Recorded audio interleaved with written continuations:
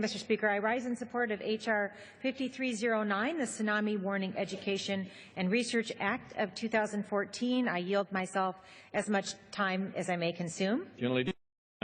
Thank you, Mr. Speaker. I want to thank Mr. Rohrabacher from California for co-sponsoring this bipartisan legislation with me.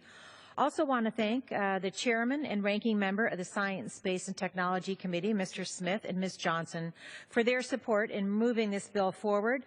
I also would like to thank the hardworking staff, my personal staff, Mr. Rohrabacher's staff, and the dedicated committee staff on both sides of the aisle for their help with this bill.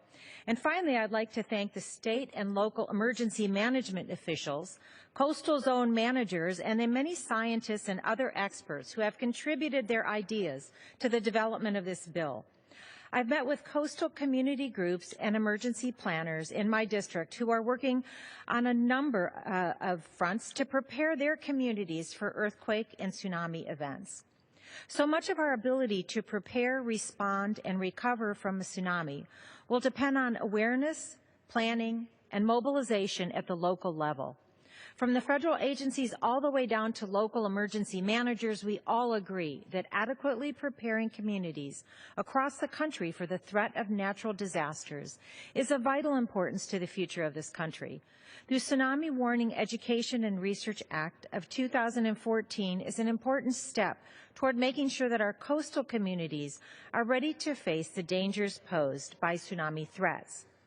In 2004, the Sumatra Andaman earthquake in Southeast Asia triggered a deadly tsunami event that claimed the lives of hundreds of thousands of people from Indonesia to the coast of Madagascar. That prompted Congress to enact the Tsunami Warning and Education Act of 2006. We were reminded of the significant threat that a tsunami poses to U.S. coastal communities 3 years ago, when the Tahoku earthquake near Japan created a devastating tsunami event. That tsunami resulted in the tragic loss of human life and billions of dollars of economic damage, which made it one of the costliest natural disasters we've ever seen. And its damage reached as far as the west coast of the United States, California and Oregon to be specific. The events in Indonesia and Japan underscore the importance of this legislation and why we must prepare and protect our coastal communities from similar events. Maritime commercial activities, vibrant tourist industries, and more than 120 million Americans are all part of the rich coastal U.S. economy, an economy that contributed close to half of the entire U.S. GDP in 2011. The commercial fishing industry alone supports about 1 million jobs, and the international trade associated with coastal and marine fisheries contributes close to $70 billion annually to the U.S. economy. Likewise, more than 13 million Americans work at our commercial ports. They help to move the more than $1 trillion worth of goods and products to the shelves of our local stores. These examples show that investing in the resiliency of coastal communities is important to the economic health of not just these regions, but to the nation.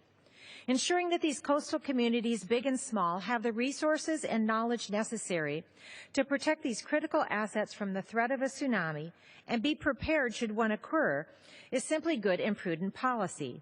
And because this body collectively provides assistance when there is a natural disaster, like Superstorm Sandy, for example, planning and preparation to avoid or minimize damage and destruction is important for all of us, whether or not we represent a coastal district. Oregonians are aware of the threat that a tsunami would pose to their communities, and cities up and down the coast have responded by installing warning sirens and developing evacuation routes. But as newer warning technologies develop, and more is understood about the areas that will be hit the hardest, a coordinated effort is required to update preparation and response. In Tillamook County, Oregon, for example, they recently decided that warning sirens were not the way of the future, favoring the use of warning residents through social media and by phone instead. Seaside, a small coastal town in my district, has been identified as the most vulnerable community to tsunami on the Oregon coast. In Seaside, local leaders and organizations are proactively educating residents and visitors about tsunami evacuation routes, storage supply locations, and emergency communication systems.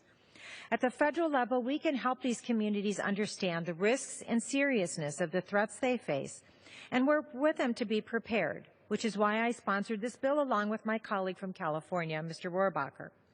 H.R. 5903 will update and reauthorize the Tsunami Warning and Education Act and will help to ensure that local and regional decision makers have the tools and information they need to develop mitigation and response plans to this ever-present threat and to communicate these plans to the public in an effective and efficient manner.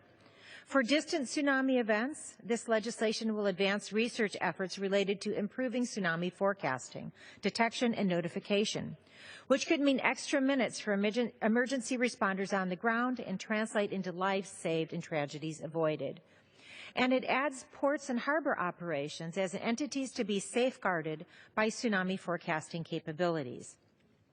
This bill will also support research needed to improve our understanding of local tsunami events. A local tsunami, one that's generated just off the coast, has a travel time of about 30 minutes or less. That's the kind of tsunami most likely to have widespread and devastating on the U.S. coast and on the Caribbean. In Oregon, we know that a catastrophic Cascadia earthquake and tsunami will occur someday. Although no one can predict the next time the Cascadia fault will rupture, we can and must prepare.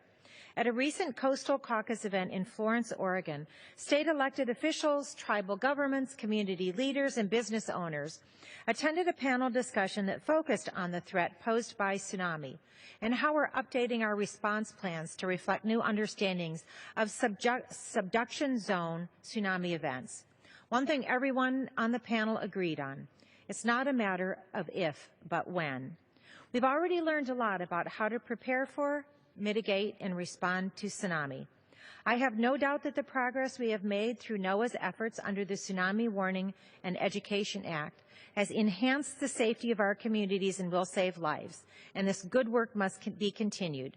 The coastlines of the United States already play an integral role in the economic prosperity of this country, and we must strengthen their preparedness and resiliency so they can continue to play that role going forward. In this bipartisan bill, we recognize the need for continued protection of our coastal communities from the impacts of tsunami. With that, Mr. Speaker, I reserve the balance of my time.